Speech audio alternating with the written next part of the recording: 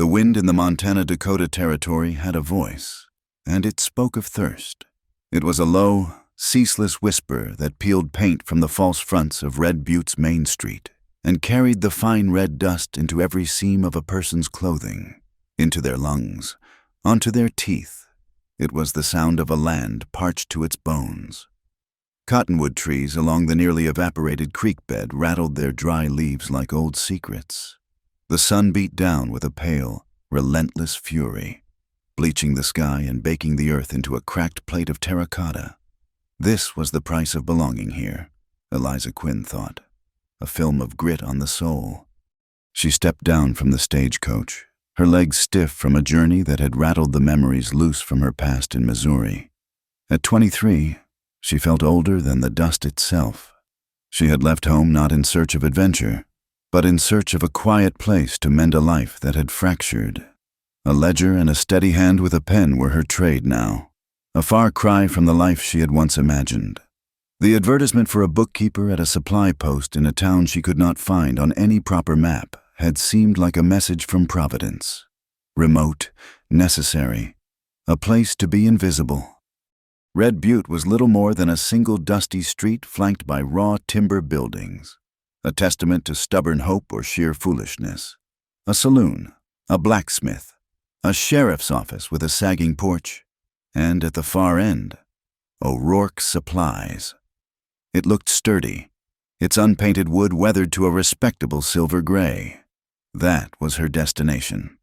As she retrieved her single-worn carpetbag, a commotion spilled from the saloon. A man with a face like a knotted rope was being shoved out the swinging doors by 3 others. The man leading the charge was tall and broad, with a cold authority in his pale eyes. He wore a dusty army coat stripped of its insignia, and a pistol holstered low on his hip. "Leave this town," Silas Cutter snarled, his voice a gravelly scrape. "We do not need your kind stirring up trouble." The man on the ground, a prospector by the looks of his gear, scrambled backward in the dust. "I was only asking about the new trail," he stammered. Cutter nudged him with the toe of his boot. "The only trail you need to know is the one heading east." His men chuckled, a harsh, ugly sound. Eliza watched, her hand tightening on the handle of her bag. She had seen bullies before. They all had the same look, a mix of arrogance and deep-seated fear. The town's deputy, a young man with a worried face and a tin star that seemed too heavy for his shirt, emerged from his office. He stopped on the porch, his hand hovering near his own pistol. But he said nothing. He just watched, his jaw tight. Cutter and his men swaggered away, leaving the prospector to gather his dignity from the dirt. Eliza filed the scene away. This Silas Cutter was a man who enjoyed his power. The deputy was a man who was afraid of it. She adjusted the simple bow and quiver slung over her shoulder, a habit from home her father had insisted upon for hunting small game, and walked toward the supply post. The red dust puffed up around her boots with every step. The woman behind the counter inside O'Rourke's Supplies was built like the land itself, solid and weathered, with kind eyes that had seen too much. Her hair was pulled back in a severe bun, and her hands, resting on the worn pine counter, were calloused but capable. "You must be Eliza Quinn," she said. Her voice was surprisingly gentle. "I am Martha O'Rourke." "I am," Eliza confirmed, offering a small smile. The air inside smelled of coffee beans, leather, and smoked bacon, a scent she found immensely comforting. Martha sized her up, her gaze lingering for a moment on the bow. "You travel prepared." "My father taught me," Eliza said simply. "He believed a woman should not have to depend on a man for her supper or her safety." "A good man," Martha nodded. "The ledgers are in the back room. The pay is what we agreed on in the letters, plus room and board. The room is small, but the roof does not leak." Eliza took a breath. She was a long way from Missouri, and her funds were perilously low. About the pay, Mrs. O'Rourke, given the local conditions. "I was thinking it might need a small adjustment." Martha raised an eyebrow. "Local conditions." "The wind," Eliza said, her expression serious. A wind that persistent must charge a fee for all the extra work it causes. Keeping the dust out, surely that is worth another $1 a week. For a long moment, Martha was silent. Then, a slow smile spread across her face, crinkling the corners of her eyes. The laugh that followed was a rusty, wonderful sound. $1 it is. Miss Quinn, I like a woman who knows her own value. It is a rare commodity out here. Miles away, hidden in a rocky outcrop overlooking the vast plain, Chaska of the Red Hawk Band watched the stagecoach become a small speck in the distance. His eyes, sharp and patient, missed nothing. The way the heat shimmered off the ground, the nervous flick of a pronghorn's ear, the unnatural stillness of a patch of brush where a coyote lay in wait. He was 27 winters old, a warrior and a scout for his people, the Lakota. His face was a calm mask, but beneath it, the weight of his responsibility was a heavy stone. His family, his Tiospayi, was days behind him, moving slowly toward the summer hunting grounds in the valley the whites called Spirit Canyon.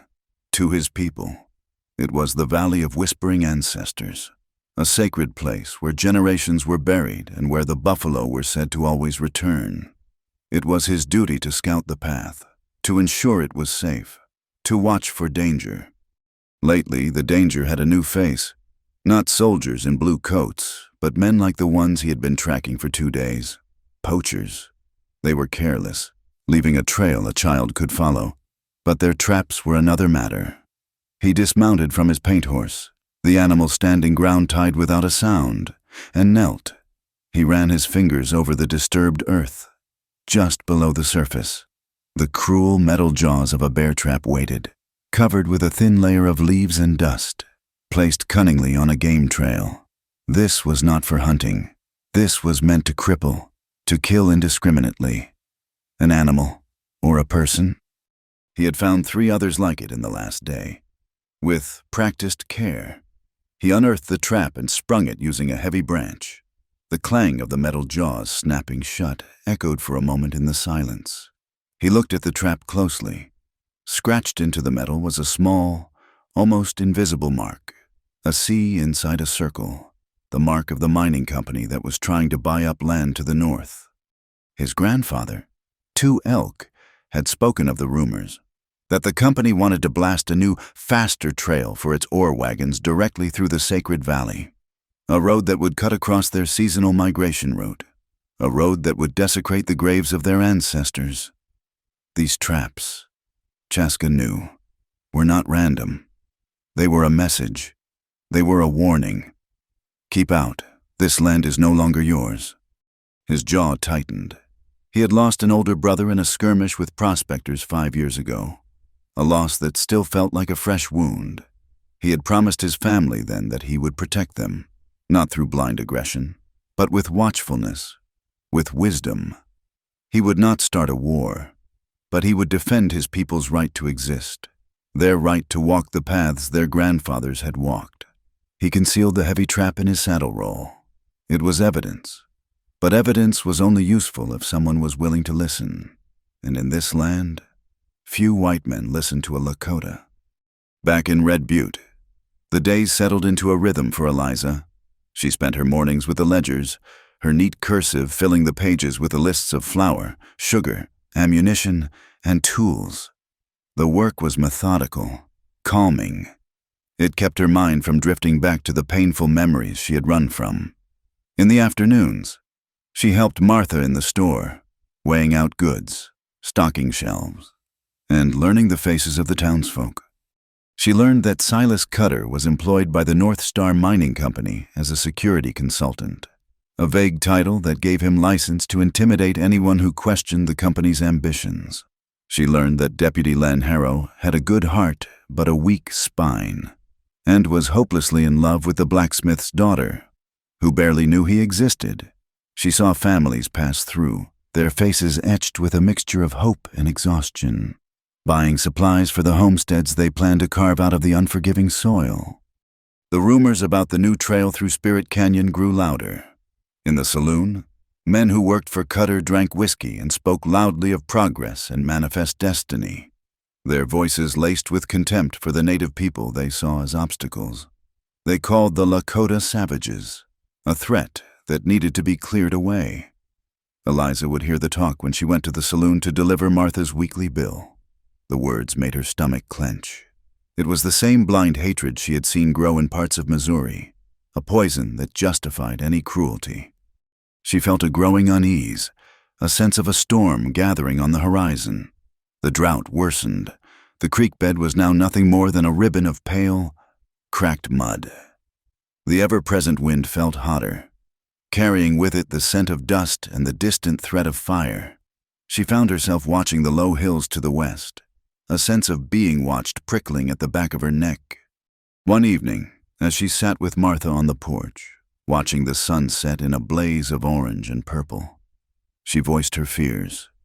"There is a tension in this town," she said quietly. "It feels like a tightly wound clock spring." Martha nodded, her hands busy mending a canvas sack. "It has been this way for a year, since the mining company started sniffing around. Cutter feeds the fear, makes men feel strong by giving them someone to hate." "But the Lakota, they just keep to themselves, do they not?" Eliza asked. "They do. They follow the herds, same as their people have always done. They cause no trouble for this town, but progress. Eliza is a hungry beast, and it does not care who it devours." Eliza thought of her bow, resting against the wall in her small room. Her father had taught her that an arrow, once loosed, cannot be called back. It flies true to the archer's aim, for good or for ill. It was a choice and a responsibility. She looked out at the vast, darkening landscape. The whole world felt like that, a drawn bow, waiting for a steady hand or a foolish one to decide its direction. The red dust, stirred by the evening breeze, swirled around the porch steps, a silent witness to it all. She felt a strange and unwelcome premonition that soon she would be forced to take aim. It was Martha's favorite goat, a stubborn nanny named Daisy with a knack for finding trouble, that led them to the woods. The goat had wandered off in search of greener forage than the parched grass near the post, and Martha was determined to bring her back before a coyote or the drought claimed her. Eliza went along, carrying her bow and quiver out of habit, while Martha shouldered an old hunting rifle that had belonged to her late husband. They followed the faint tracks toward a line of cottonwoods and juniper that marked the beginning of a rougher, more broken country. The heat was oppressive, and the silence was broken only by the crunch of their boots on the dry ground and the buzz of insects. "There," Martha said, pointing, "by that thicket." Daisy was tangled in a thorny bush, bleeding pitifully. As they approached, a loud rustling came from a dense patch of undergrowth just beyond the goat. It was a sudden, violent sound, too large for a rabbit, too clumsy for a deer. Martha raised the rifle, her face set in grim lines. "Hold still, Eliza!" She aimed and pulled the trigger. A dull click echoed in the still air. She worked the lever, her knuckles white with effort. "Jammed," she swore under her breath. "The mechanism is full of dust." The rustling grew louder, closer. Instinct, honed by years of her father's lessons, took over. Eliza did not think. She dropped her bag, nocked an arrow, and drew the bowstring back to her cheek. She aimed not at the sound, but to the side of it. A warning shot meant to scare off whatever was lurking there. The bowstring hummed, and the arrow hissed through the air, disappearing into the foliage with a soft thud. Silence descended again, thick and heavy. Then a figure rose from the brush. It was not an animal. It was a man. He was tall and lean, with the fluid grace of a predator. He was Lakota. His face was calm, his dark eyes fixed on her. In one hand, he held a short, powerful bow. The other hand was raised and pinching the shaft of her arrow, which had embedded itself squarely in the thick leather of his sleeve. Was his other hand. He had not dodged it. He had caught it. For a heartbeat that stretched into an eternity, they stood frozen, a tableau of suspended violence, Eliza's own heart hammered against her ribs, a frantic drumbeat of shock and fear. The man's gaze was not hostile, but intense, analytical. He slowly, deliberately, lowered his bow. Eliza, her breath catching in her throat, did the same.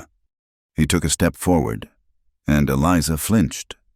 He stopped immediately. "Do not move," he said. His voice was low and steady, his English clear and precise. He gestured with his chin toward the ground, just in front of her right foot. Eliza looked down, half hidden by a scattering of dry leaves. She saw it, 2 semicircles of dark, serrated metal, the jaws of a steel trap. She was a single step away from a world of agony, from a mangled leg and a slow death in the wilderness. The blood drained from her face. Martha let out a strangled gasp beside her. He had not been the danger. He had been the warning. From a ridge 100 yards away, 2 of Silas Cutter's men, dispatched to check on their employer's illegal traps, saw the scene unfold through a spyglass. They did not see the trap. They did not hear the words. They saw a Lakota warrior emerge from an ambush, an arrow in his hand, facing down 2 white women. They saw all the proof they needed for the story they already wanted to believe. "Look at that," one of them whispered, his voice trembling with a mixture of fear and excitement. He was about to attack them. "We have to get back and tell Cutter." The Lakota man pulled Eliza's arrow from his sleeve with a slight twist. He held it for a moment, examining the fletching. He looked back at her, his expression unreadable. "Yours?" he asked. Eliza could only nod, her throat too tight for words. He took another careful step, his eyes scanning the ground. "There are more, all around this clearing. The men who set them are careless hunters but clever trappers." He offered her the arrow, holding it by the shaft. Eliza reached out a trembling hand and took it. Her fingers brushed against his, and a jolt, sharp and unexpected as a spark of static, passed between them. It was not a frightening sensation, but it left her breathless. Later that night, recounting the story to a shaken Martha back in the safety of the supply post, Eliza would find the words that would echo in her own mind for days to come. "She shot an arrow at the Lakota by mistake. He caught it, and something in my chest I did not know I could lose." In the clearing, the absurdity of the situation struck her, pushing past the fear. I am sorry," she stammered, feeling heat rise in her cheeks. For my poor aim." A flicker of something, perhaps amusement, crossed his face. "Poor enough," he said, his gaze dropping to his sleeve, "to lodge in the heart of my sleeve." The moment of shared wit, however small, broke the spell of terror. It made them 2 people in a dangerous situation, not just symbols of a larger conflict. "My name is Chaska," he said. "Eliza Quinn. This is Martha O'Rourke. We were looking for our goat." Chaska's eyes softened slightly as he looked at the terrified animal still tangled in the thorns. He moved with silent, deliberate steps, checking the ground before each one, and gently worked the goat free. He led it back to Martha, who took the rope with a grateful, stunned expression. "You must warn your people," Chaska said, his attention returning to Eliza. "These traps are not just on the game trails anymore. They are being placed closer to the town, near the water sources. They are meant to send a message." "What message?" Eliza asked, though she already knew. "That this land is not for us, and perhaps not for you either. If you do not serve the right masters." He was right. They could not just go back. They were surrounded by unseen threats. A bargain formed in her mind, a trade of trust for trust. "You want us to warn the town," Eliza said, her voice steadier now. "Then we need to get back to the town to do it. You know where the traps are. We do not. Will you guide us back to the main path?" Chaska considered her for a long moment, his gaze searching her face. He saw not just the fear, but the practicality, the sharp mind working behind the panic. He saw a woman who negotiated instead of screaming. He gave a single, decisive nod. "Follow my steps," he said. "Do not stray from them." The journey back was a lesson in perception. Chaska moved through the landscape as if he were a part of it, his eyes reading the subtle language of bent twigs, disturbed soil, and unnatural patterns. He pointed out 2 more traps that Eliza and Martha would have walked straight into. He moved with a quiet confidence that was both reassuring and deeply humbling. The tracks of his moccasins intertwined with the prints of Eliza's worn boots. 2 different worlds making a shared path through a field of hidden dangers. When they reached the familiar wagon road that led back to Red Butte, Chaska stopped at the edge of the trees. He would not come any closer to the town. "Tell them," he said simply. "Thank you," Eliza said, the words feeling utterly inadequate. She clutched the arrow he had returned to her, its sharp point a reminder of her terrible mistake, its fletching a souvenir of his incredible grace. He simply nodded again and melted back into the shadows of the woods, as silent as he had appeared. By the time Eliza and Martha stumbled back into Red Butte, the poison had already been spread. Cutter's men had galloped into town, their story ready. "Ambush," they shouted, reining their horses to a dramatic halt in front of the saloon. "A Lakota warrior jumped 2 women out by the creek. We saw it. He had an arrow ready to fly." Silas Cutter emerged from the saloon, a look of grim satisfaction on his face. He had been waiting for an excuse like this. The story spread through the town like a prairie fire, fanned by fear and prejudice. Men poured out of the saloon and the blacksmith's shop, their faces dark with anger. "This is what I have been warning you about," Cutter boomed, his voice carrying over the growing crowd. "They are getting bold. They are threatening our women. That valley is their staging ground. We have to build that road, secure this territory, and show them who this land belongs to." Deputy Len Harrow hurried out of his office, his face pale. "What happened where?" Cutter clapped a hand on his shoulder, a gesture that was more of a threat than a comfort. "Do not worry. Len, me and my men will handle it. We will protect this town, since you seem unable to." When Eliza and Martha finally arrived, they were met with suspicious stares and angry muttering. Eliza tried to explain what had really happened, that the Lakota man, Chaska, had saved them, but her words were drowned out by the roar of the mob Cutter had incited. "She is a sympathizer," someone yelled, making excuses for them. Len pushed his way through the crowd. "Let her speak. What happened out there? Eliza!" But his voice was a weak plea against a tide of fury. Cutter smiled. A cold, thin line. The story was already told. The truth no longer mattered. Later that evening, after the crowd had dispersed into a grumbling, whiskey-fueled rage, Len Harrow did something that surprised even himself. He saddled his horse and rode quietly out of town, heading toward the clearing Martha had described.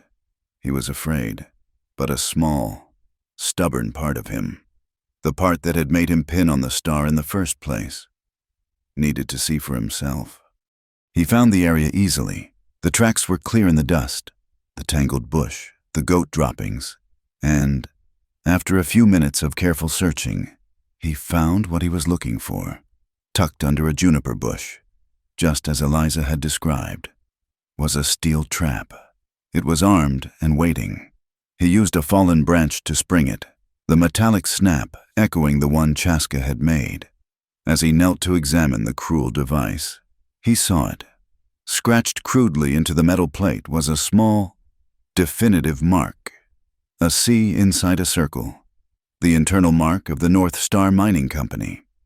A cold dread washed over him. Eliza was telling the truth. The protection Cutter offered was a lie, a cover for a violent land grab. He was holding proof of a serious crime in his hands. But as he rode back toward the faint lights of Red Butte, another, more chilling thought took hold. What good was proof? When the man who wrote the laws in this town was the biggest criminal of them all, the lie Cutter had sown took root in the dry, fearful soil of Red Butte.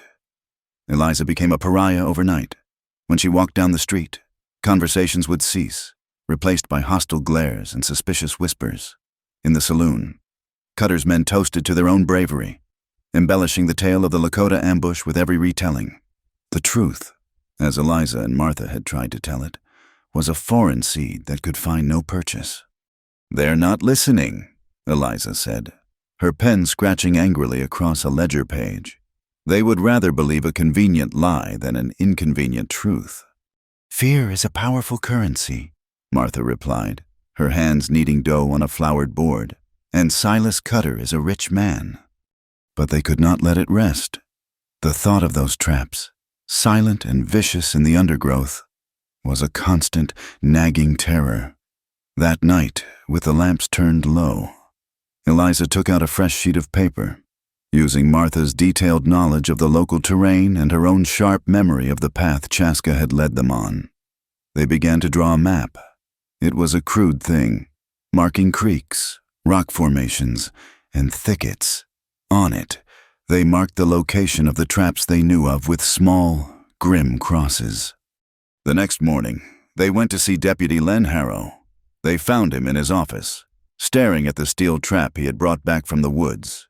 It sat on his desk like a venomous spider. "You see," Eliza said quietly, "it has the company's mark." Len looked up, his face a mask of misery. "Seeing it and proving it are two different things. Eliza, Cutter will say it was stolen. He will say anything. The whole town is on his side." "We are not asking you to arrest him," Martha said, her tone firm but fair. "We are asking you to do your duty. Those traps are a danger to everyone. A child chasing a rabbit, a prospector who takes a wrong turn. You have to get them out of there, for the safety of the public." She slid their hand-drawn map across his desk. It was the cover he needed, a reason he could give that was not about taking sides, but about protecting the very people he was sworn to serve. He studied the map, his finger tracing the lines. He was a man caught in a current, and they had just thrown him a rope. It might not lead to safety, but at least it was something to hold on to. "I will do it," he said, his voice barely a whisper. "But I am going alone. I do not want anyone else involved." Over the next 2 days, Len rode out at dawn, his horse laden with empty saddlebags. He followed the map, his eyes scanning the ground with a new, fearful intensity. He found the traps, one by one, their metal teeth a grim promise of what could have been. The work was slow, nerve-wracking. Each time he disarmed one, the snap of the jaws sent a fresh wave of sweat down his back. He did not know he was being watched. From the high ridges, Chaska observed the deputy's slow, methodical progress.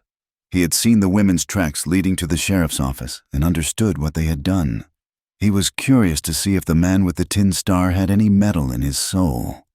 On the 3rd day, Len was moving through a narrow ravine, his focus on a patch of disturbed earth ahead. He did not see the other trap, the one cunningly placed on a rock ledge above him, triggered by a tripwire of nearly invisible gut. As his boot was about to snag the wire, a small pebble dislodged from the cliff face above, clattering down just inches in front of him. The sound was so insignificant, so natural, that he might have ignored it, but it was just enough to make him pause, to look up.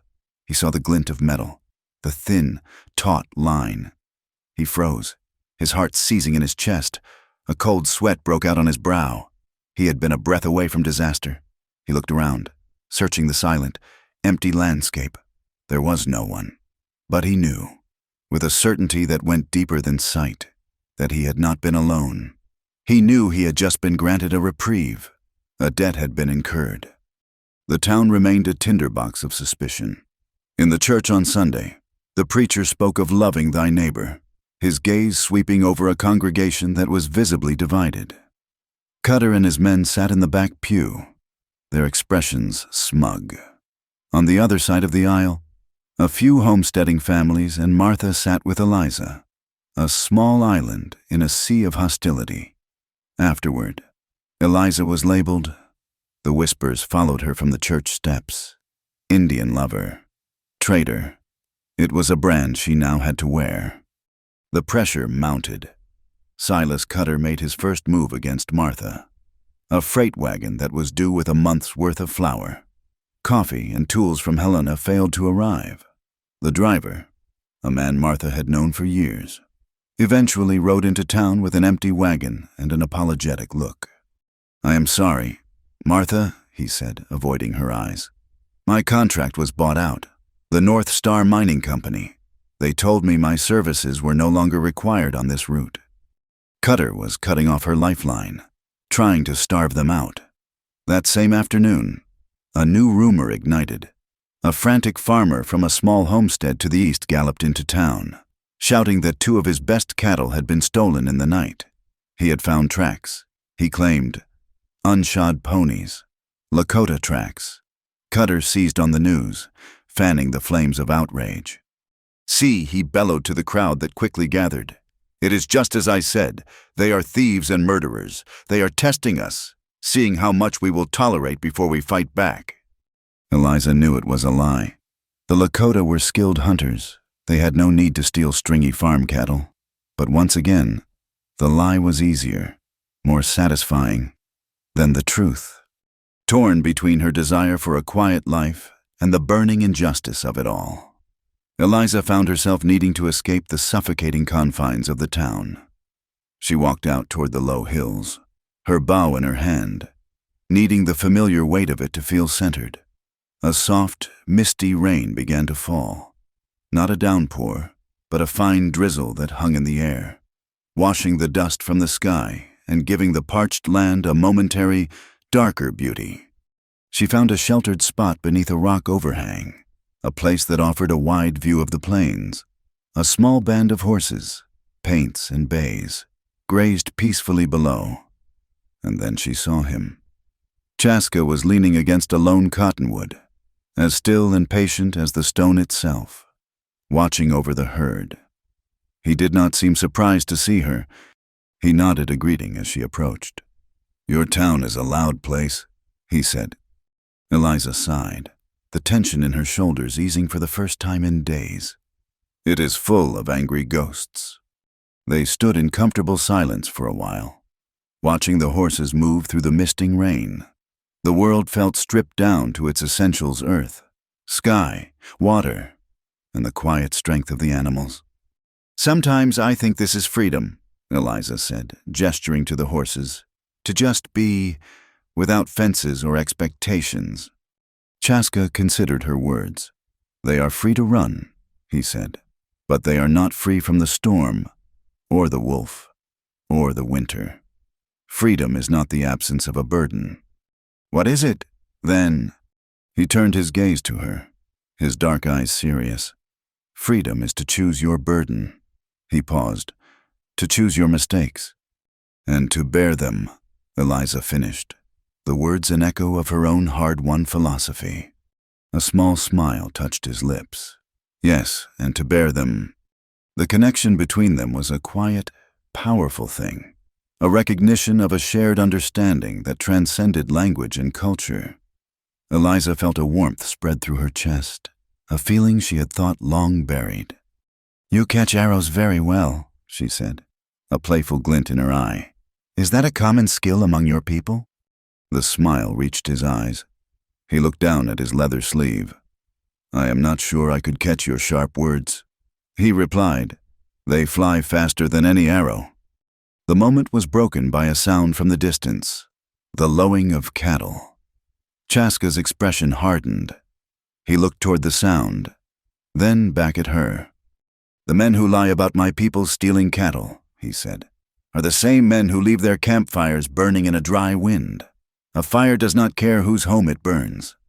He touched the brim of an imaginary hat in a gesture he must have learned from a white man, a gesture of polite farewell that seemed both foreign and fitting. Then he turned and walked away, disappearing into the rain-slicked junipers as silently as he had appeared. Eliza stayed for a long time, watching the horses. Chaska's words lingered in her mind. A fire does not care whose home it burns. She looked back toward Red Butte, a town so consumed by its imaginary fears that it was blind to the real dangers circling it. A single spark, she thought. That is all it would take. A single spark in the wrong hands, in the dry grass. She saw the faint orange glow of a distant ember, a dying campfire left by careless men, a tiny, ominous portent of the flames to come. A few days later, a message found Eliza not in words, but in a symbol. A single hawk feather, tied with a strip of sinew, was left on the hitching post outside the supply store. She knew, with an instinct that was becoming as reliable as the sunrise, that it was from Chaska. She also knew it was not a threat, but an invitation. That evening, as dusk settled, she walked out of town, following a feeling more than a path. She found him waiting by the creek bed. He told her that for her to truly understand what was at stake, she had to see the valley with her own eyes, not as a stretch of land to be conquered, but as a history to be read. He also told her to bring the man with the star. Deputy Harrow, Eliza asked. Surprised? Why him? He saw the trap, Chaska said. His eyes saw the truth, even if his mouth has not yet learned how to speak it. If he is to be a man of law, he must understand the law of this land, which is older than any town. It was a risk, but Eliza trusted Chaska's judgment. The next morning, well before dawn, she and Len Harrow met Chaska at the edge of the woods. Len was visibly nervous, his hand rarely straying from the pistol at his hip. He was a man far outside his comfort zone, following a woman ostracized by the town and a Lakota warrior Cutter had branded as an enemy. But the memory of the pebble, the glint of the trap, and the quiet debt he now owed compelled him forward. Chaska led them on a winding path into the hills, moving with a silence that made both Eliza and Len feel loud and clumsy. As the first light of dawn painted the eastern sky, they arrived at a high, flat ledge of rock. The view that opened up before them stole Eliza's breath. Below lay a wide, green valley, a startlingly vibrant sanctuary in the parched landscape. A river, shrunken but still alive, snaked through its center. This is the Valley of Whispering Ancestors, Chaska said, his voice soft with reverence. He pointed to faint, crisscrossing lines in the landscape, visible only to a trained eye. Those are our trails. Not one season's path, but hundreds. My people have followed the buffalo through this valley since before the grandfathers of your grandfathers were born. It is a map of our lives. He then directed their gaze to a series of low, grass-covered mounds on a gentle slope near the river, marked by simple standing stones, some carved with figures of bison and eagles. And that, he continued, is where the map ends for many. It is where we lay our people to rest. To build a road there, to break that ground with plows and black powder, is to erase our memory. It is to say we were never here. Eliza finally understood. This was not about property, not in the way her people understood it. It was about existence. The valley was a living document, a church, a library, and a home, all at once. For the first time, she saw the full scope of the sacrilege the mining company was proposing. She looked at Len. The deputy's face was pale, his eyes wide. He was no longer seeing a piece of territory. He was seeing a cemetery. He was a man of the law, and he was witnessing the proposed desecration of a holy place. Back in Red Butte, a fire of a different kind was lit within Eliza. She sat at the small desk in her room and began to write. It was not a plea, but a petition, a formal objection to be sent to the territorial government in Helena. She wrote with a clear, steady hand, describing the valley not with poetic sentiment, but with facts. She detailed its importance as a seasonal migration route, its role as an ancestral burial ground, and the simple truth that a viable, less destructive path could be made around the northern rim. She was creating a different kind of map, one made of words, hoping it could protect the one made of earth and memory. That night, the wind picked up. It was a hot, dry wind, the kind that frayed nerves and made a stray spark a mortal enemy. From his office, Len Harrow watched two of Cutter's men he recognized from the saloon, ride out of town carrying torches. An ugly premonition coiled in his gut. He followed them on foot, keeping to the shadows. He watched them ride to the edge of the prairie, where the dry grass stood tall and brittle. He saw them laugh as they tossed the torches into the grass. The flames erupted with a hungry roar, spreading faster than a man could run. The two men galloped away, their dark shapes disappearing into the night. Len stood frozen, a witness to a crime he was powerless to stop, the heat of the blaze on his face, the smoke of Cutter's malice stinging his eyes. The red glow on the horizon sent a wave of panic through Red Butte. The fire, driven by the relentless wind, was a monstrous living thing, consuming everything in its path. Cutter was the first to shout the accusation. "It is the Lakota, a raid. They are trying to burn us out." Men grabbed rifles and buckets, their faces a mixture of fear and fury. But the fire was indifferent to their hatred. It raced toward the town's own grazing lands with the same ferocity it showed the open prairie. Martha O'Rourke, her face grim, began organizing a fire line, her voice a beacon of calm in the chaos. Suddenly, a new group of figures appeared out of the smoke-filled darkness. It was Chaska, leading a dozen Lakota warriors. They were not armed for a fight. They carried wet blankets and buffalo hides. For a tense moment, the two groups faced each other across a wall of flame, suspicion warring with the instinct for survival. But the fire was the greater enemy. Without a word, the two groups merged, their shared desperation creating a fragile, unspoken truce. Townsfolk and Lakota battled the blaze side by side, a chaotic dance of swinging hides and splashing water. The smoke was a choking blanket, turning the world into a red and black hell. In the swirling confusion, Eliza saw a small figure stumble and fall. It was a young Lakota girl, her face streaked with soot, her body racked with coughing. Eliza rushed to her side, lifting her into the cleaner air. She recognized her as Little Fawn, a cousin Chaska had mentioned. Using her handkerchief dipped in water from her canteen, she gently wiped the girl's face and held it to her lips, urging her to breathe. Chaska saw the act of kindness, a small moment of humanity in the midst of the inferno. He gave Eliza a nod of profound gratitude that said more than words ever could. It was a bridge of trust built in a baptism of fire. By dawn, the wind had died, and the fire was beaten into a smoldering black ruin. The sun rose on a landscape of devastation. A great black scar was burned across the earth, a testament to the night's shared terror. Exhausted, covered in soot, the two groups stood in the eerie silence of the aftermath. The Lakota, seeing the weary state of the townspeople, shared what little food they had. An elder, a man with a face like a wrinkled map, whom Chaska called Grandfather Two Elk, offered Eliza a piece of wasna, dried buffalo meat mixed with berries and fat. She took it, knowing it was a significant gesture. She chewed the dense, smoky food, its unfamiliar texture a challenge. "It takes a long time to chew," she said with a tired smile. "I think I could cross a border by the time I am finished." A few of the younger Lakota men who understood English chuckled. Two Elk's stern face broke into a craggy smile. "It is food for a long journey," he said. "It makes the spirit strong."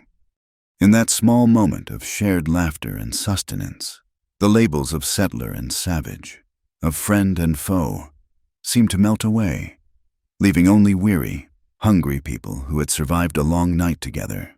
The ashes under their feet felt less like an ending and more like a new, fertile ground where something unexpected might grow. The fragile peace was shattered by the arrival of a fine black carriage, a stark symbol of wealth and power against the blackened landscape. A man in an expensive suit stepped out, his face hard and impatient. It was Mr. Thompson, the owner of the North Star Mining Company. Silas Cutter was at his side instantly, pointing and whispering. Thompson's cold eyes scanned the scene, lingering on the sight of Eliza sharing a laugh with a Lakota elder. His expression soured. Cutter pointed a finger directly at Eliza. "That is the one. Mr. Thompson, the woman I told you about. She is their spy. She has been stirring up trouble against us since the day she arrived." The mine owner's gaze fixed on Eliza, his eyes as cold and hard as the ore he ripped from the earth. The threat had just escalated. It was no longer just about a local bully. It was about the full weight of money and power. and it was now aimed squarely at her. The arrival of the mine owner, Thompson, shattered the fragile unity forged in the fire. His cold presence was a reminder of the world beyond the valley, a world of contracts, capital, and a ruthless definition of progress. Cutter's accusation, sharp and public, hung in the smoky air, branding Eliza as an enemy in front of the very people she had just helped. The Lakota, seeing the shift in the wind, gathered their own and melted back into the hills, their trust in the white men's world as scorched as the land around them. A heavy, oppressive stillness fell, the kind that often precedes a storm. Then the sky, bruised and purple, finally broke. It was not the gentle misting of before, but a true, cleansing downpour. Rain hissed on the hot ashes, sending up plumes of steam, and quickly turned the fine red dust into a thick, clinging mud. The deluge was a blessing and a curse, washing the soot from the world while promising flash floods in the gullies. Eliza had been making her way back toward the town when the storm hit its full force. She found herself caught in the open, the rain soaking her to the skin in moments. A flash of lightning illuminated a deep rock overhang nearby, and she scrambled for its shelter. The space was surprisingly deep, a shallow cave carved by wind and water over centuries. She was not the first to find refuge there. Chaska was already inside, standing back in the shadows, his silhouette a study in stillness against the roaring curtain of water. He nodded as she entered, shaking the water from her hair. "The sky is angry today," he said. "Or perhaps it is washing the land of all the lies." Eliza gave a weary smile, wringing out the hem of her skirt. "I wish it were that simple. A lie is harder to wash away than ash." They fell silent, listening to the drumming of the rain on the stone above them. The world outside was a gray, roaring chaos, but inside their small sanctuary, there was a profound quiet. It was a space outside of time, away from the accusations of Cutter and the fear of the townsfolk. Here, they were just two people, sheltered from the same storm. "The fire was a terrible thing," Eliza said, her voice soft. "But seeing everyone, your people and mine, fighting it together, for a moment, it felt like something new was possible." Chaska's gaze was distant, fixed on the rain. "It is possible," he said. "For a moment. I have seen it before. My older brother, Tanka, he believed in it. He believed that if we showed we were men of honor, we would be treated with honor. He tried to make peace with a group of prospectors who came into our winter grounds. He offered them food. He showed them where to find clean water." "What happened?" Eliza asked gently. "They wanted to know where the best hunting was. Tanka refused to tell them. It was a sacred place, for the women to gather herbs, for the children to learn. They did not understand. They thought he was hiding gold from them. His belief in honor was seen as a trick." Chaska's voice was flat, devoid of emotion, which made the pain in his words all the more sharp. He died for that belief. He died trying to build a bridge. Eliza's heart ached for him, for the quiet burden of grief and responsibility he carried. "That is why you are so careful," she realized. "So watchful." "I will not see my family pay that price again," he said. "I will protect them. That is my path." He looked at her then, his eyes searching her face. "And you? Why are you here?" "Eliza Quinn, you do not seem like a woman who runs toward trouble, yet you have found the heart of it." The question was direct, but not unkind. It deserved an honest answer. "I was supposed to be married, back in Missouri," she said, the words tasting strange and foreign on her tongue. "To a good man, a banker's son. He had a fine house and a respectable future." She paused, a wry, sad smile touching her lips. "But he did not want a wife. He wanted a well-behaved ornament for his fine house. He said I had too many opinions, that I did not know my place. He said I was not docile enough to be a wife. So I left. I decided if my choices were to shrink myself to fit into someone else's life, or to build a life of my own, even a small and dusty one, then I would rather have the dust." Chaska listened, his expression intent. He looked at her bow, which she had leaned against the rock wall. "He does not know what a wife is," he said simply. He wanted a pet, not a partner. The simplicity and truth of his words struck her with surprising force. He understood. He did not judge her, did not pity her. He saw her. As the rain began to soften, Chaska picked up her bow. "The string is frayed," he said, running a thumb over the fibers. "The heat from the fire, then the damp. It is not safe. It could snap." Before she could respond, he unstrung it with an expert's ease. From a small pouch at his belt, he produced a tightly coiled length of new sinew. He worked with a focused, efficient grace, his long fingers looping and tightening the knots. Eliza watched his hands, strong and capable, as they moved with a sureness that was mesmerizing. He was not just fixing a tool, he was tending to a part of her, the part that symbolized her self-reliance, the part her father had given her. He finished and handed the bow back to her. He had to lean in closer to do so in the confined space. Their hands touched as she took it, his calloused and warm against her own. The touch lingered. It was not an accident. The air grew thick, charged with all the unspoken words and feelings that had passed between them. He did not move away. She did not pull back. Slowly, as if asking a question, he raised a hand and gently brushed a stray, damp strand of hair from her cheek. His touch was feather-light. The world narrowed to the space between them, the sound of the dripping water, the scent of rain on dry earth. She saw the question in his eyes, and he saw the answer in hers. He leaned down, and she met him halfway. The kiss was not born of a sudden, fiery passion, but of a slow, steady burn of recognition and respect. It was gentle, firm, and deeply comforting. It tasted of rain and wood smoke and the quiet certainty of something solid and real finally taking root. It was a promise made without words, a moment of peace in a world at war. When they parted, neither of them spoke for a long moment. There was no need. "I do not need big promises," Eliza said at last, her voice a near whisper. "I just need someone who keeps the small ones." Chaska looked at the bow in her hands, then back at her face, his own expression one of solemn sincerity. "I will catch all your stray arrows," he said softly, "even the ones from the heart." Later, when the rain had finally stopped and a pale sun was breaking through the clouds, Eliza walked back to a town that felt more alien than ever. The mud on the street was thick, and the faces that watched her from doorways were cold. She felt a new resolve settle over her. She had made her choice. She would stand for the truth of what she had seen, of what she knew to be right, no matter the cost. Deputy Len Harrow was waiting for her on the porch of the supply store. He looked as if he had not slept in days. His face was pale and drawn, his eyes haunted. "I need to talk to you," he said, his voice low and urgent. They went inside, to the back room among the barrels and sacks.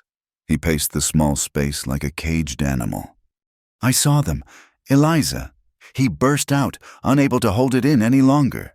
"That night, I saw Cutter's men with torches. I followed them. They set the fire. I watched them do it." Eliza felt a cold knot of dread and vindication in her stomach. "So you will testify. You will tell the mine owner."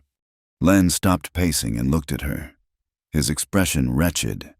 "I cannot," he whispered. "You do not understand.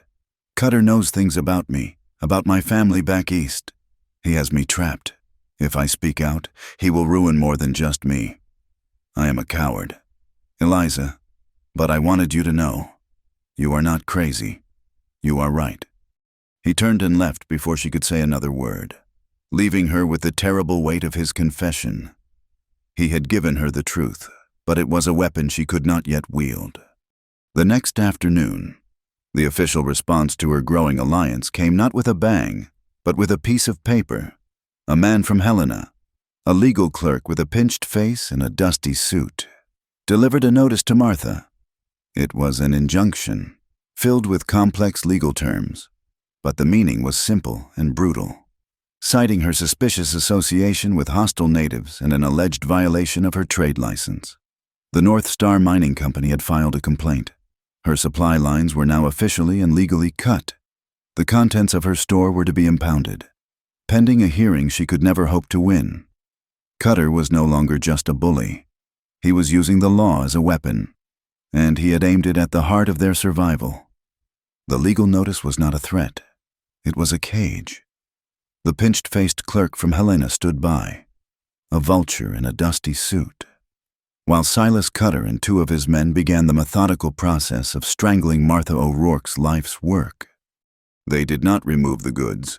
Instead, they placed thick padlocks on the storeroom doors and nailed a notice of seizure to the front entrance, its official lettering a stark pronouncement of their ruin.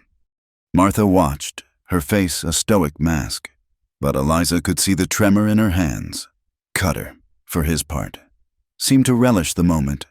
He walked over to Eliza, his shadow falling over her like a shroud.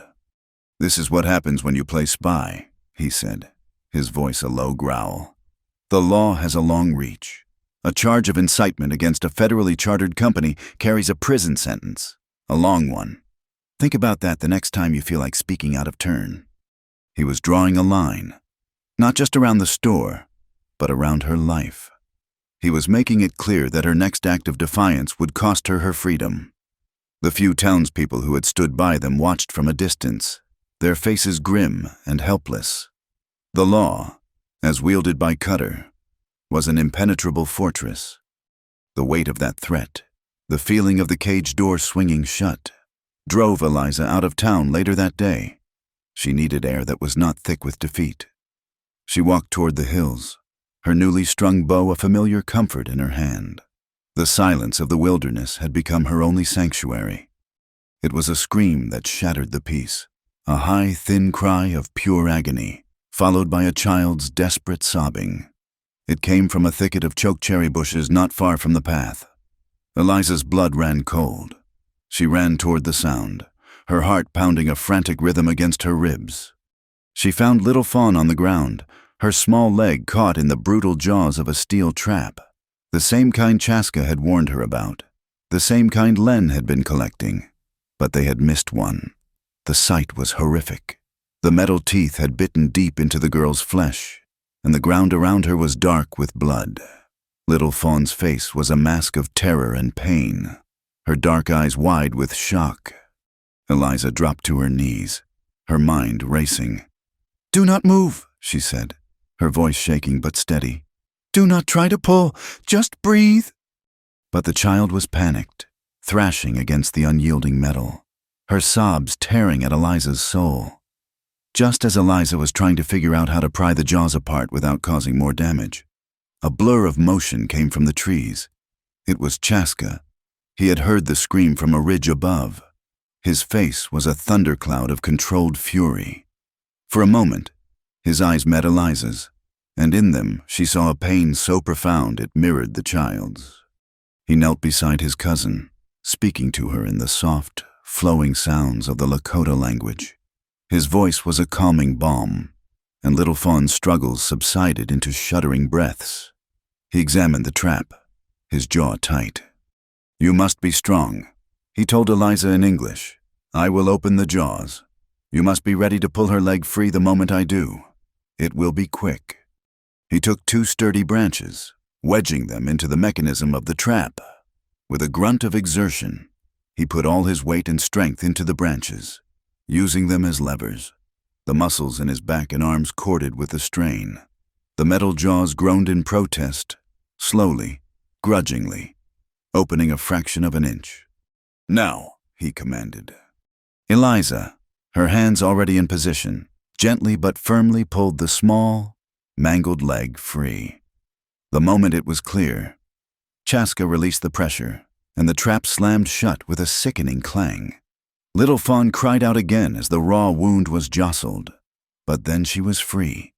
Eliza immediately tore strips from her own petticoat, creating makeshift bandages to stanch the bleeding, her hands moving with a desperate competence. Chaska lifted the small girl into his arms as if she weighed nothing. He looked at Eliza, his face carved from granite. "This is the message Cutter sends," he said, his voice dangerously quiet. "This is his law." The incident was a turning point. The abstract threat had become a child's torn flesh. In the quiet of the supply post that evening, with the padlocks on the storeroom doors serving as a constant reminder of their own entrapment, Eliza made a new decision. If Cutter was going to use the law as a weapon, she would try to use it as a shield. "I am going to finish the petition," she told Martha, "and I am going to send it to Helena myself." "It is no use," Martha said, her voice weary. "Who will sign it? The whole town is terrified of him." "Not everyone," Eliza said, a flicker of defiance in her eyes. "And the town is not the only place to find a signature." The next day, she approached the blacksmith first, a man of quiet integrity who had always been fair. He read the petition, his lips moving silently, and then signed his name with a heavy, deliberate hand. She went to the homesteaders who had fought the fire alongside the Lakota, families who knew what it was to be at the mercy of the land and the greed of powerful men. A few of them, their face etched with worry, added their names to the list. It was a small collection, a handful of brave souls against an empire of fear. Then came the harder part. With Chaska as her guide and interpreter, she went to the Lakota camp. She sat before 2 elk and the other elders, the petition spread out on a buffalo hide before them. She spoke plainly, without ornament, explaining that the paper was a way to speak to the Great Father in Helena, a way to use the white man's own rules against them. 2 elk listened patiently, his ancient eyes seeming to see right through her. "Your paper words are like the wind," he said when she had finished. "They are here one moment and gone the next. The treaties we signed with paper were broken." "I know," Eliza said, "but this is all I have. It is a chance, however small. This road will destroy your past, and the man building it will destroy our future. We are trapped in the same snare." Chaska spoke to his grandfather then, his voice a low, respectful murmur. He spoke of the fire, of Eliza's help with Little Fawn, of the shared enemy that did not distinguish between their peoples. There was a long silence. Finally, 2 elk nodded. "We will not write our names like the white man," he said. "Our mark is our bond." He dipped his hand into the cold ashes of their communal fire, the same fire they had used to cook the food they shared after the blaze. He pressed his ash-stained palm onto the bottom of the petition, leaving a perfect, ghostly handprint, one by one. The other elders and warriors, including Chaska, did the same. The document became a tapestry of 2 cultures, a list of names and a constellation of handprints, a testament to an alliance born of desperation and a shared desire for justice. While Eliza fought her battle with paper and ink, Silas Cutter was preparing for a war of iron and dynamite. He rode into Red Butte with a dozen new men, hard-faced mercenaries with rifles slung over their shoulders. He posted a notice in the center of town. At dawn, in 3 days' time, the North Star Mining Company would begin construction on the new road through Spirit Canyon. Any interference, the notice read, would be met with armed force. It was an ultimatum, a declaration of war. Deputy Len Harrow read the notice and felt a familiar sickness rise in his throat. Later that day, Cutter found him outside the sheriff's office. "I have a proposition for you." "Len," Cutter said, his tone deceptively friendly. "Thompson is pleased with how I have handled things. He is prepared to be generous. There is a pouch of gold with your name on it, enough to buy a nice plot of land somewhere far from here. All you have to do is make sure you are looking the other way in 3 days. Consider it a bonus for your civic cooperation." Len said nothing, his face pale. Cutter's smile vanished. "Or," he continued, his voice turning to ice, "I could send a telegram to the United States Marshal in St. Louis. I am sure he would be very interested to hear about your father's creative bookkeeping at the bank. Embezzlement is such an ugly word." Len felt the trap snap shut around him. It had no teeth, no steel, but it was every bit as inescapable. As the day of the confrontation loomed, The sky began to change. The air grew thick and heavy, the sunlight turning a strange, yellowish color. The wind began to rise. Not a cooling breeze, but a hot, abrasive force that carried a fine, stinging dust. It howled through the street, rattling windows and peeling back the edges of rooftops. A great dark wall of brown was building on the western horizon. A dust storm, the likes of which the old-timers had not seen in years, was coming. Eliza watched Cutter's men riding out toward the valley. They were not just carrying rifles. They were carrying wooden stakes and heavy mallets. They were marking the path for the blasting crews. The valley was not just a sacred place and a home, it was a natural wind tunnel. To blast a road through it, just as a storm of this magnitude was about to hit, was not just arrogance. It was madness. The valley itself was gathering its own fury, preparing to answer the violence of men with the far greater violence of nature. The stage was set. The fuse was lit. All that was left was the explosion. Dawn broke not with light, but with a warning. The sun was a pale, sickly disk behind a veil of yellow dust, and the wind had risen from a whisper to a mournful howl. Silas Cutter and his new crew of hard-faced men rode toward the mouth of the valley, their faces grim, their rifles held ready. They were not a construction crew. They were an invading army. At the entrance to the valley, the Lakota were waiting. It was not a battle line. There were no raised weapons, no war cries. It was a silent, solemn testament. 2 elk and the other elders stood in a line, their faces like ancient stone. Behind them, Chaska and the younger men stood as still as the cottonwoods. Between them and Cutter's party, they had erected a symbolic fence, a fragile barrier of prayer flags tied to juniper branches and a single line of stones taken from the sacred burial grounds.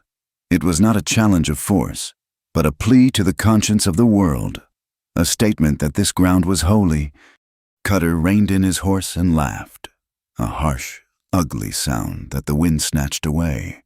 "Look at them," he sneered to his men, "playing with sticks and rocks." He spurred his horse forward, trampling the line of stones as if they were nothing. The Lakota did not flinch. They simply stood, their dignity an invisible, unbreakable wall. Then the world ended. The wall of dust on the horizon, which had been a distant threat, descended upon them with the speed of a charging buffalo herd. One moment there was a valley. The next there was nothing but a roaring, churning chaos of brown. Visibility dropped to 0. The wind shrieked, a physical force that tore at clothing and filled the air with stinging, blinding grit.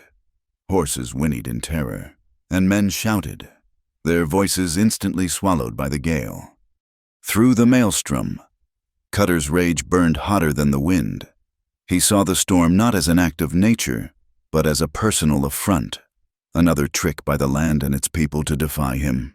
This road would be started today. He bellowed an order lost to the roar. Light the fuse. A man, his face wrapped in a bandana, fumbled with a match and a length of cord. The spark caught, a tiny flicker of defiance in the heart of the storm. The fuse sputtered into life. The explosion was not a sharp crack, but a deep, guttural thump that seemed to come from the bowels of the earth. The ground shuddered violently. It was followed by a horrific, grinding roar, the sound of a mountain tearing itself apart. The dynamite, meant to clear a path, had instead fractured the unstable cliff face.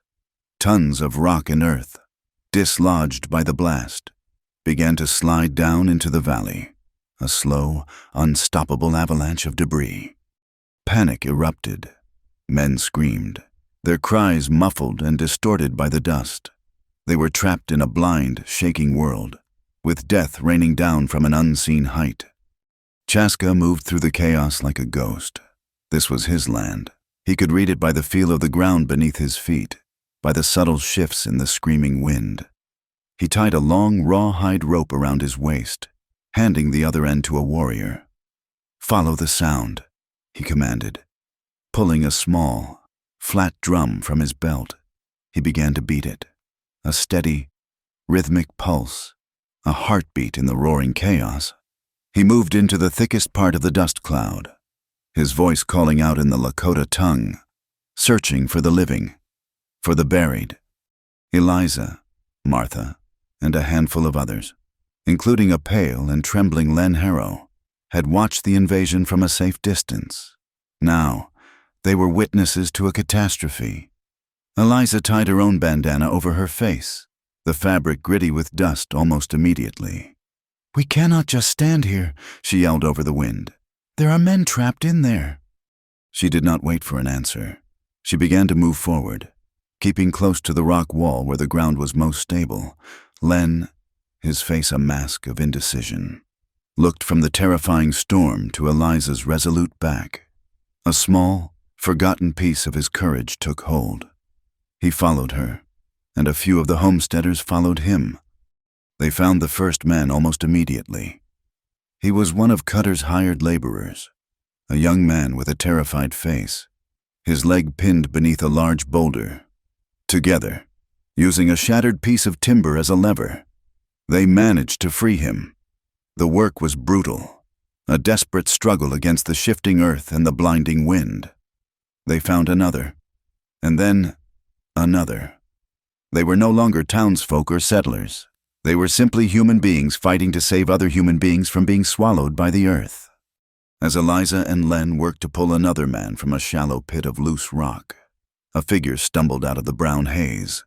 It was one of Cutter's mercenaries, his eyes wide with panic, his rifle held in a white-knuckled grip. He saw Eliza, her face covered, working beside the deputy, and his fear twisted what he saw. He saw an enemy. "Get back!" he screamed, his voice thin and reedy against the gale. "Get away from him!" He leveled the rifle, his aim wavering in the wind, and pointed it directly at Eliza. The world seemed to explode for a second time. A shape, fast and fluid as a hawk, launched itself out of the dust. Chaska hit Eliza with the force of a physical blow, driving her down into the dirt as the rifle fired. The bullet, meant for her heart, tore a hot, searing line across the top of his arm instead. He cried out, a sharp intake of breath against the pain. Len Harrow saw it all. He saw the Lakota man he had been taught to fear, the man his town had condemned, throw himself in front of a bullet to save Eliza. The complex knot of fear, guilt, and obligation inside him finally snapped. He stood up, his own pistol suddenly in his hand. The weapon felt steady, an extension of a will he did not know he possessed. He saw Cutter nearby, his face a demonic mask of fury in the swirling dust. "It is over. Cutter!" Len shouted, his voice clear and strong. "I saw you. I saw your men set the fire." Cutter spun around, his own pistol coming up, but Len was faster. The cowardice had been burned out of him. He fired once. The shot was not to kill. It was to end the fight. The bullet struck the heavy steel of Cutter's revolver, sending it flying from his grasp to be lost in the churning dust. A stunned silence fell in their small pocket of the storm. In that moment of clarity, Eliza, scrambling up from the ground, saw the second danger. Another fuse, miraculously lit by a stray ember from the first blast, was burning its way along the ground toward a much larger cache of dynamite boxes. There was no time to shout, no time to run. She grabbed the bow from her back. She knocked an arrow, her movements fluid and certain despite the chaos. Everything else faded away. There was only the familiar pull of the bowstring against her cheek, the anchor of her own resolve, and the tiny, malevolent spark of the burning fuse. She released the string. The arrow was a whisper in the wind. It flew straight and true, slicing the cord in two. The spark died. The valley was saved. Slowly, as if the land itself was sighing in relief, the wind began to lessen. The thick brown curtain began to thin, revealing a scene of devastation. The landslide had scarred the canyon wall, but the valley floor was intact. Cutter stood, disarmed, his face a ruin of disbelief. The men he had hired, the laborers he had left for dead, slowly emerged from the dust. They surrounded him, not with the fire of a mob, but with the cold, hard anger of betrayed men. They were the ones who took him, binding his hands with his own rope. The storm passed. The dust settled, leaving a thick red blanket on everything. Eliza rushed to Chaska. He was sitting on the ground, his back against a rock, his face pale. The sleeve of his shirt was soaked in blood from a deep, ragged furrow that ran from his shoulder to his elbow. She knelt beside him, tearing another long strip from her petticoat. Her hands were shaking, but her touch was gentle as she began to clean and bind the wound. He watched her, his eyes never leaving her face. The pain was a fire in his arm, but the look in his eyes was of a deeper, quieter flame. She finished the bandage, her hands resting for a moment on his arm. She looked into his eyes, and the world with all its noise and fury fell away. There was only this small space, this shared breath. "Stay," she whispered, her voice thick, the single word holding the weight of 1,000 unspoken feelings. "Stay with me." Chaska did not speak. He did not have to. He reached up with his good hand and gently touched her face, his thumb wiping away a smudge of dust and tears from her cheek. His answer was in his touch, a silent promise made in the quiet aftermath of the storm. The dust storm had scoured the world clean, leaving it raw and exposed. In its wake, an unnerving quiet descended upon Red Butte, broken only by the low murmur of voices and the distant cry of a hawk. Silas Cutter, his face a mask of cold fury, was held under guard in the town's small jail cell, a cage he had expected others to occupy. The men he had hired, saved from the landslide by the very people they were meant to intimidate, were his accusers now, their voices a grim chorus of testimony. The greatest change, however, had taken place within the thin walls of the deputy's office. Len Harrow sat at his desk, the tarnished star on his chest seeming to shine a little brighter in the afternoon light. The fear that had been his constant companion for months was gone, burned away in the heart of the storm. In its place was a heavy, solid certainty. He took out a fresh sheet of paper and a bottle of ink. He wrote for over an hour, his hand steady, his script clear and unwavering. He detailed everything he had seen: the company traps with their distinctive mark, the two men with their torches setting the prairie ablaze, Cutter's threats, his attempted bribery, and his final, reckless act of detonating explosives in the middle of a dust storm. When he was finished, he signed his name at the bottom with a flourish that was entirely new to him. It was the signature of a free man. He took the sworn statement to Martha O'Rourke. She read it in silence, her expression unreadable. When she looked up, her eyes were shining with a fierce, unshed light. "This changes everything, Len," she said, her voice thick with emotion. "It changes me," he replied simply. Martha, her spirit rekindled, moved with a purpose the town had not seen in months. She took Len's statement and the tattered remains of Eliza's first petition and called a town meeting. It was not held in the church, but in the open air, in the middle of the dusty street. She stood on the porch of her supply store, the padlocks still hanging on the doors as a stark reminder of Cutter's tyranny. One by one, the people who had been saved from the landslide came forward, the laborers, the homesteaders. They spoke of the Lakota's help, of Chaska's drumbeat leading them to safety, of Eliza's courage. The convenient lie that had held the town in its grip was finally choked to death by a flood of inconvenient truths. "This valley does not belong to a mining company," Martha declared, her voice ringing with a newfound power. "It belongs to the land. It belongs to a history we are only just beginning to understand. And it belongs to a future where we do not have to live in fear." She proposed a new course of action. They would send a formal, united petition to Helena. They would not only demand justice against Cutter and the North Star Mining Company, but they would also formally endorse the preservation of the valley. They would include maps and propose the alternate route, the one that ran safely along the northern rim, a path that respected both the land and its history. This time, when the paper was passed around, hands reached for it eagerly. The blacksmith signed, followed by the families, the laborers, and even the saloon keeper, who had seen enough violence to last a lifetime. A few days later, Chaska came with a message, His grandfather, 2 elk, wished to speak with them. He led Eliza, Martha, and a hesitant but resolute Len Harrow to the edge of the Lakota camp. They did not enter, but met in the neutral territory of the open plain, beneath the watchful gaze of the cottonwoods. 2 elk stood before them, his presence as powerful and rooted as the ancient trees. He had listened to Chaska's account of Len's testimony and the town's change of heart. "The white man's law is a river that changes its course," he said, his voice a low rumble. "Today, it flows with you. Tomorrow, it may flow against us again. We do not trust the river. We trust the land it flows through." He looked at each of them in turn, his gaze lingering on Len. "You have found your voice," he said to the deputy. "A man's honor is not in never falling. It is in rising again." He then announced that the council had agreed. They would not oppose a road around the valley. They would help mark a shared path along the edges, a seasonal route for the town's wagons that would not disturb the sacred grounds. Their own people would mark it with their traditional signs, cairns of stones and carvings on trees, a map that both peoples could learn to read. He then turned to Eliza and Chaska, who stood side by side.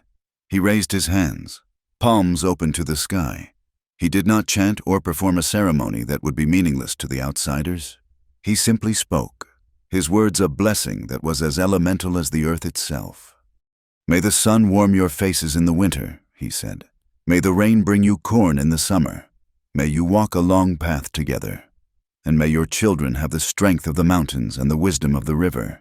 He then placed a hand on Chaska's shoulder and one on Eliza's. "Go," he said. "Build your home." The next day, with the future of the valley now resting in the hands of couriers on their way to Helena, Eliza and Chaska walked down to the creek bed.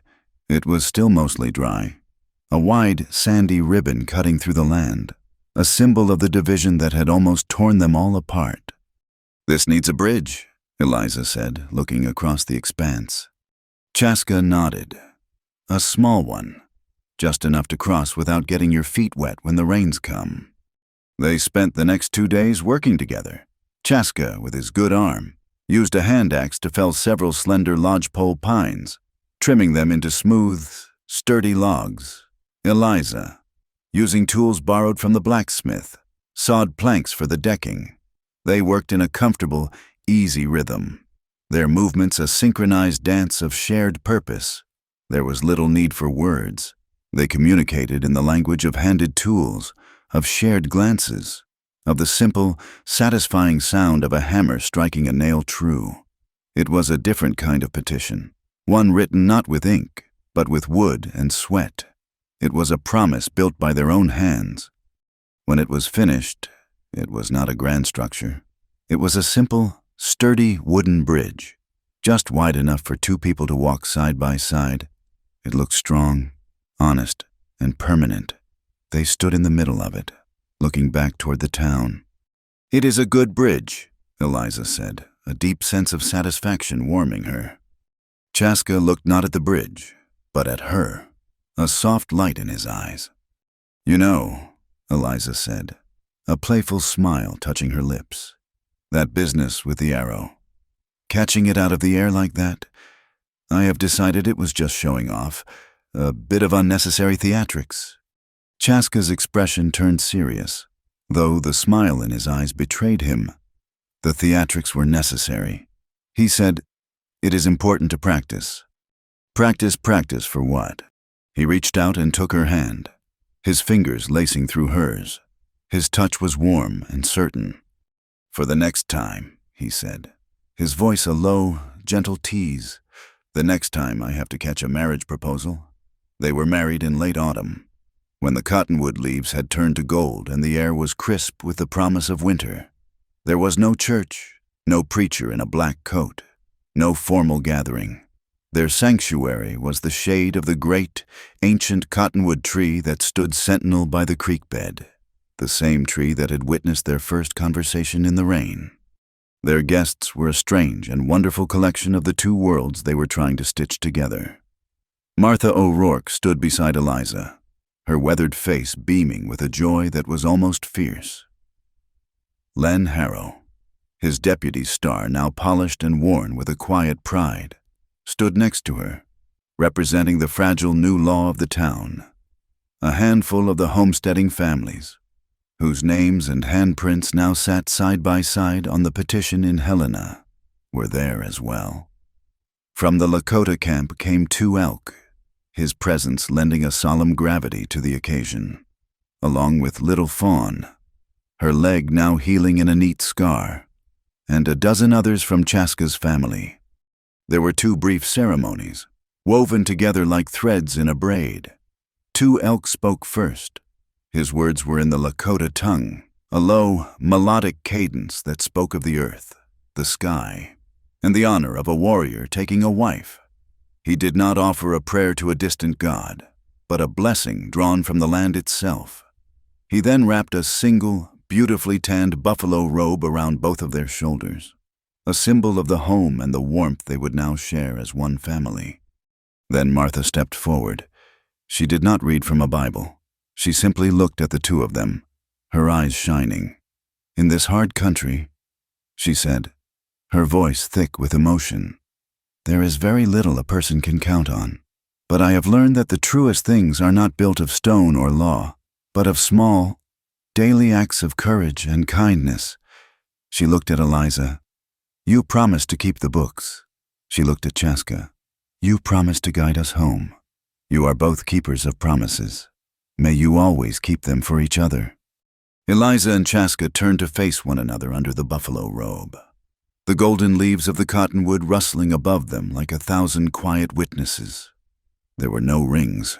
Instead, they spoke the vows they had created together, simple and solid as the bridge they had built. "I will not promise you a life without hardship," Eliza said, her voice clear and steady. "But I promise to meet it with you. I will mend your saddle, I will keep your ledger, and I will always listen for the truth in your words." Chaska took her hands in his. "I will not promise you an easy path," he replied, his gaze locked with hers. "But I promise to walk it with you. I will track your game, I will guard your sleep, and I will always honor the strength in your heart." And with that, beneath the rustling leaves and the wide Montana sky, they were married. Their new life was not a grand romance, but a quiet collaboration, a life built board by board. Just like their bridge, they made their home in a small, sturdy cabin Chaska built with the help of his kin and the town's blacksmith, set back from the creek, in sight of the cottonwood tree. The padlocks came off Martha's store, the injunction lifted after Len's testimony, and the town's unified petition reached the territorial capital, with the business restored. Eliza did not just return to the ledgers. In a corner of the spacious supply post, she set up a school. It started with a single slate blackboard and 3 rough-hewn benches. Her first students were a mix of shy Lakota children, who came clutching the hands of their older siblings, and the boisterous, sunburnt children of the homesteaders. At first, they sat on opposite sides of the room, 2 separate islands of wary curiosity. But the simple, shared mysteries of the alphabet and the multiplication tables became a common language. Eliza taught them not just to read and to count, but to listen.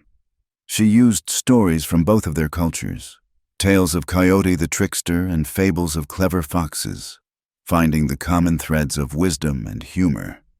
Soon, the invisible line in the schoolroom disappeared.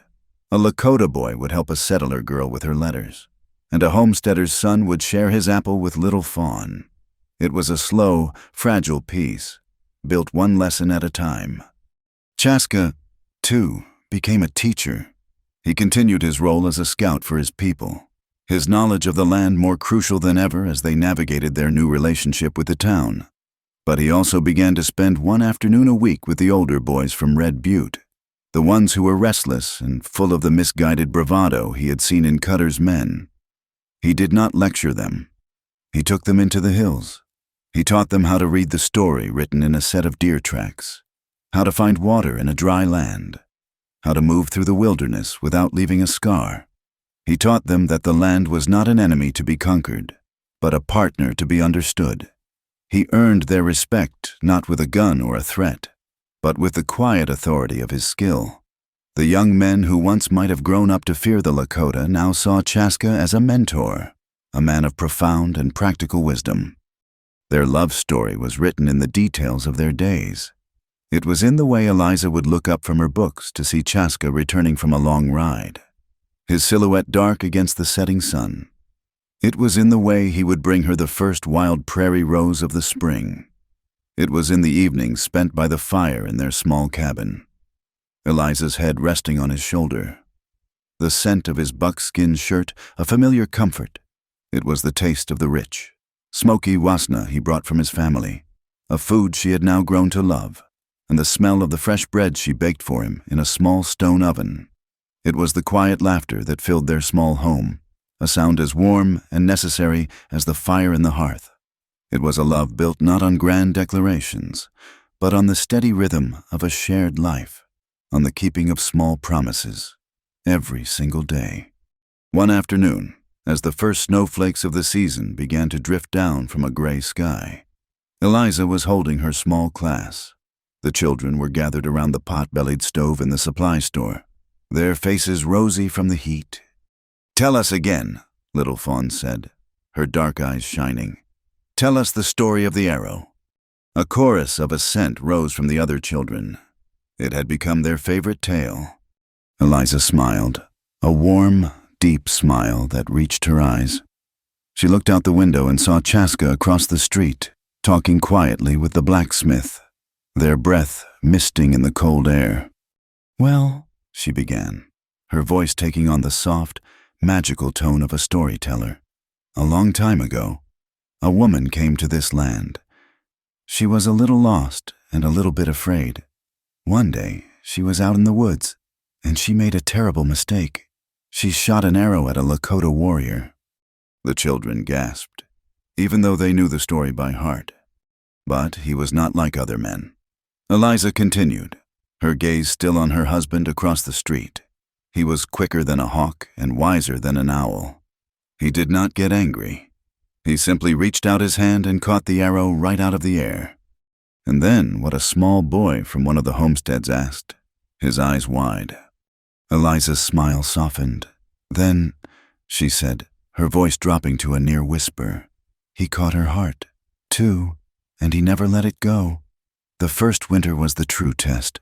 It came not with the gentle grace of the season's first snowflakes, but as a howling white fury that descended from the north without warning. For 3 days, a blizzard raged, erasing the world, burying fences, and piling snow in monstrous drifts against the doors of cabins and the sides of teepees. The wind was a living thing, a relentless beast that clawed at the chinking of the cabin walls and moaned down the chimney. In this great, cold silence, the fragile bonds between the two communities faced their harshest trial. On the second day of the storm, a homesteader, a good man named Thomas Miller who had signed the petition, managed to struggle his way to Martha's store. His face was caked with ice, his breath coming in ragged clouds. His youngest son had a fever, a terrible cough that rattled in his small chest, and their supply of medicine was gone. They were also running low on firewood. The news spread not as a panic, but as a quiet call to action. The town, which a few months ago would have seen this as one family's private misfortune, now saw it as a collective responsibility. Len Harrow, without a moment's hesitation, began organizing a relief party. Martha provided the medicine from her own stores and filled a sack with flour and coffee. The blacksmith offered to go, as did several of the other men. But it was Chaska who knew how they would survive the journey. The world outside was a white void, with no landmarks and no sun to guide them. Chaska, however, read a different map. He understood the contours of the land hidden beneath the snow, the way the wind shaped the drifts, the sheltered paths along the frozen creek bed that were invisible to any other eye. He and 2 other Lakota men fashioned a sled from bent willow branches and buffalo hide. They loaded the supplies, their movements efficient and sure. They would not take horses, who would flounder in the deep drifts. They would go on foot, trusting the knowledge passed down through generations. They set out in the teeth of the gale, a small, dark line of figures moving through an endless expanse of white. Eliza watched them go from the window of her cabin, her heart a tight knot of fear and pride. This was the reality of the life they had chosen, a life where survival depended not on laws or fences, but on courage and the willingness to face the storm for a neighbor. They reached the Miller homestead hours later, exhausted but successful. They brought not only medicine and food from the town, but also a bundle of smoked buffalo meat and dried berries from the Lakota winter camp, a gift of sustenance that spoke more eloquently than any words. They spent an hour helping Thomas chop more wood from a fallen tree, their shared labor a bulwark against the storm's fury. The small act of coming together, of Lakota and white men battling a common enemy to save a sick child, solidified the new foundation of their community in a way no petition or legal victory ever could. The trust was no longer a fragile idea. It was now as real and solid as the firewood they stacked against the cabin wall. Weeks later, when the blizzard had passed and the world was a pristine landscape of white snow and blue sky, a lone rider arrived from Helena. He brought a packet of letters, his horse steaming in the frigid air. One of the letters was addressed to Deputy Len Harrow, Red Butte Territorial Office. The official seal of the Territorial Court was stamped on its back in dark wax. The entire town seemed to hold its breath as Len stood on the steps of his office and read the letter aloud. His voice, once weak and uncertain, was now clear and strong, carrying across the crisp, cold air. The words from the letter were a balm on the town's wounded soul. The petition, with its list of names and its ash-stained handprints, had been received and accepted. An investigation had confirmed the North Star Mining Company's use of illegal traps and their culpability in the Prairie Fire. The company was to be heavily fined, its charter for the Spirit Canyon route permanently revoked, and the new, alternate route officially approved. A final paragraph stated that Silas Cutter, currently held in the Red Butte jail, was to be transferred under federal guard to Helena to stand trial for incitement, endangerment, and attempted murder. A great, collective sigh seemed to rise from the small crowd. It was not a cheer, but something deeper, a release of pressure that had been building for more than a year. Martha O'Rourke closed her eyes, a single tear tracing a path down her weathered cheek. The homesteaders looked at each other and nodded, a silent acknowledgement of their shared victory. Justice, a concept that had seemed as distant and unattainable as the moon, had finally found its way to their small, dusty corner of the world. That evening, as a cold, clear twilight settled over the snow-covered valley, Eliza and Chaska walked out to the bridge they had built. It stood strong and dark against the white landscape, its simple lines a testament to their shared work. The air was so cold it felt sharp in their lungs, and the stars were beginning to appear in the deep purple sky, scattered like diamond dust. They stood in the middle of the bridge, their shoulders touching, looking out at the vast, silent land. The world felt clean, new, and full of a quiet, hopeful peace. Eliza broke the silence, a playful smile in her voice as she looked up at him. "You know," she said, her breath misting in the air, "I have been thinking, what would happen if I made another mistake? If I were to accidentally shoot another arrow in your direction?" Chaska looked down at her, the starlight reflected in his dark eyes. He considered her question with a mock seriousness. "Then he would have to catch it," he replied, his voice a low, warm rumble. But he then reached out and took her mittened hand, his grasp firm and gentle. "I think now," he said, his voice softening, "I would much prefer to just hold your hand." They stood there for a long time, hand in hand, as the last light faded and the brilliant stars of the winter sky blazed above them. They did not need to speak. Everything that needed to be said was in the warmth of their touch, in the simple, profound fact of their shared presence on the bridge they had built together. Later, from a distance, the only sign of their existence was a single, small square of yellow light from the window of their cabin. a tiny beacon of warmth against the vast, cold, and beautiful wilderness. The wind picked up, a low, mournful sound as it swept down from the high peaks, a timeless voice that spoke of the land's enduring power. The West was still a harsh and unforgiving place. The winters would be long, the droughts would be severe, and the struggles would be many. But in that small cabin, a light was burning. Love had taken root. Justice had found its voice. And in the heart of the wild, a home had been made. Thank you so much for listening to our story. We would love for you to comment where you are listening from so we can all connect and share our thoughts. And please subscribe to our channel Wild West Tales, like the video, and support us further by pressing the hype button so this story can be heard by more people.